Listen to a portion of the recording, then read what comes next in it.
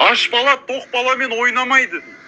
Тоқ бала ешқашанда аш боламын деп ойламайды дейді. Кеше Палестинада, Газза деген жерде аштан мұсылмандар өліп жатыр.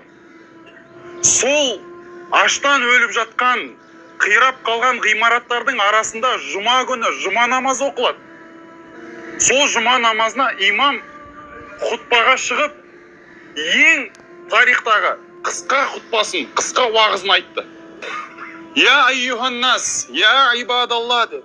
Ей адамдар, инни ла астатиу тахаддуса биссабабил жу. Мен сендерге уағыз айтуға шамам жоқ, мен ашпын деді. Ва антум ла тастатиуна самай биссабабил жу. Және де сендерді де білем, менің уағызымды тыңдауға шамаларың жоқ, сендердің қарындарың аш. Фақимис сола, тұрыңдар онда намазымызды оқиық. Ярхамуна ва ярхамукумулла. Алла мені кешірсін, Алла сендерді де кешірсін дейді. Менің дейді, аш болып тұрғанымнан мен сөйлей алмай тұрмын, сендер оны білесіңдер дейді.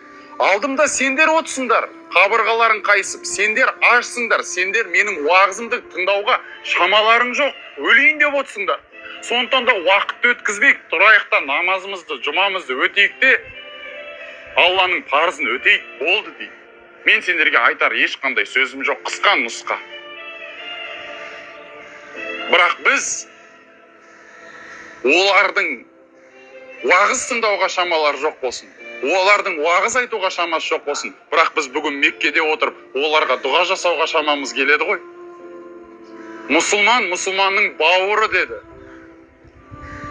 Бір жерде бір мұсылман жыласа, әлемде миллиондаған мұсылмандар көз жасын төгу керек негізі. Мен кеше сіздерге жолда айттым ғой.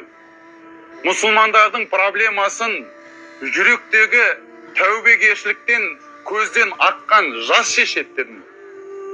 Бұл өмірдегі қиындықты көздің жасы шешеді. Жүректің Аллаға деген шынайы тәубесі шешеді, өкініші шешеді. Сен бір өкініш көз жасыңды төксең, Алла тағала сенің өміріңді реттеп түзетіп қояды да.